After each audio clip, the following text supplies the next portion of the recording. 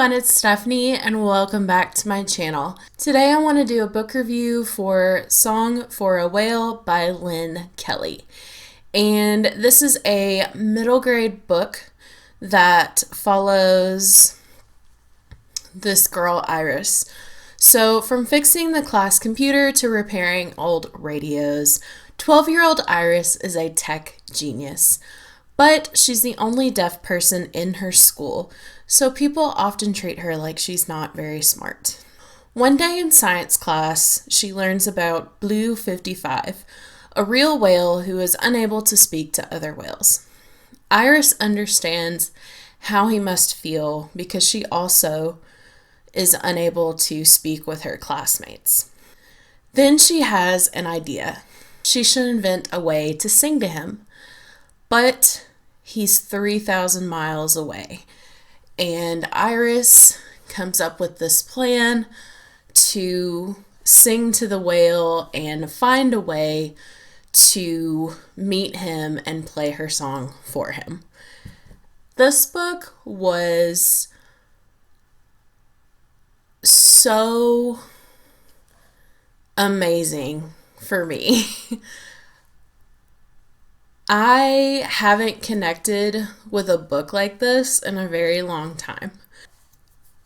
Just a little background for me. My aunt was born deaf, and at the time in which she was born, it was not common for family members to learn sign language. They were supposed to be oral. So the students who were deaf would learn to read lips and speak and things like that. So growing up, the only people my aunt had to sign with were her friends until she went to a school for deaf people. Fast forward to when I go to college, I took ASL, American Sign Language, as my language elective and fell in love with it. It really opened up a connection with my aunt in order to talk to her, and it also gave me background into what it must have been like for her growing up and that feeling of isolation and frustration of not being able to fully participate with the people in the world around you because you couldn't hear, or it was really hard to read lips, especially when people were talking really fast. And this story just brought back all of that because Iris had such a hard time communicating with her classmates. She had a special relationship with her grandparents who were both deaf, and her mother basically learned sign language from the cradle because her parents were deaf. So Iris's mother and brother know sign language very, very well, and she does not have an issue communicating with them.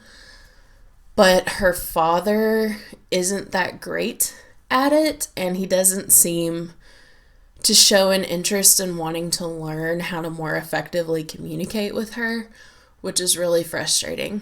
As someone who was really close to her dad, I can't imagine not being able to talk to him in just a normal fashion. So that the family portion of this book really resonated with me. I really loved my ASL classes, and I just haven't really been using it because I don't have anyone to practice with. So the phrase, if you don't use it, you lose it, very applicable. I really think this is a cool and unique book because I don't really know any other books that have deaf protagonists in it, especially for younger readers. And this book did such a good job from Iris's perspective of showing what it's like to be deaf and go to a hearing school, and how she just gets frustrated because her friends try to include her, but it's just hard when they don't know sign language.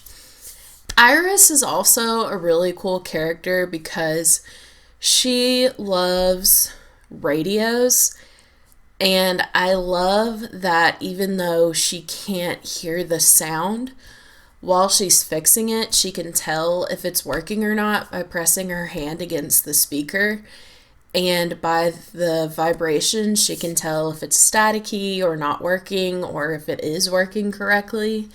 I just thought that was such a cool thing and such a good way to illustrate that being deaf does not limit you. You can tell the author just put so much love and attention into her research and her details so that you could see that Iris's life, despite her struggles at school and with communications, is very full, and she is not limited by anything. Also, absolutely loved that there was a whale in the story, and that's what drew me in, because humpback whales are my favorite, and I just feel a special connection with them because when I go to Canada, we go whale watching, and those are the whales we see, and they're so beautiful and majestic, and I just love their songs. I thought this was really cool that it's focused on whale songs. So Blue 55 in this book is a blue whale / fin whale, and it can only hear 55 hertz, which apparently is very, very high compared to other whales who I believe, hear or sing at 13 hertz. So big difference, and this whale can't communicate with other whales because of this, and so Iris develops this special connection. And just the feeling of loneliness for this whale who actually exists in real life, the author just changed a few details for her book, was so incredibly touching. Without going into spoilers, there were just so many moments in this book that took my breath away and touched me and just made me tear up. And I love the relationship between Iris and her grandparents, because I had a close relationship with mine, especially my grandmother, and seeing the love and friendship between them was just beautiful, and the adventure they went on together was wonderful. I just love this book so much, and I want everyone to read it.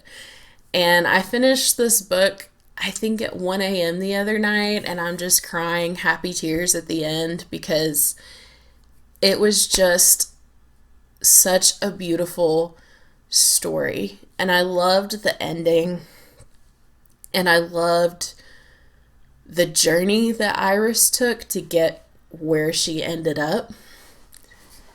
And I love that sprinkled throughout this book, we get the whale's perspective about how lonely it is.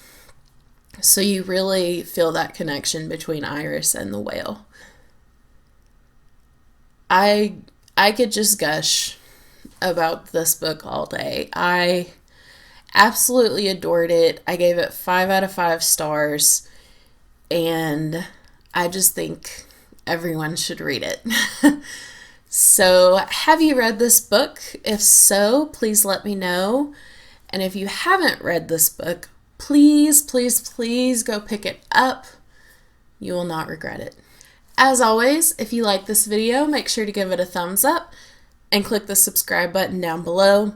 Thank you so much for watching, and I will see you guys next time. Bye.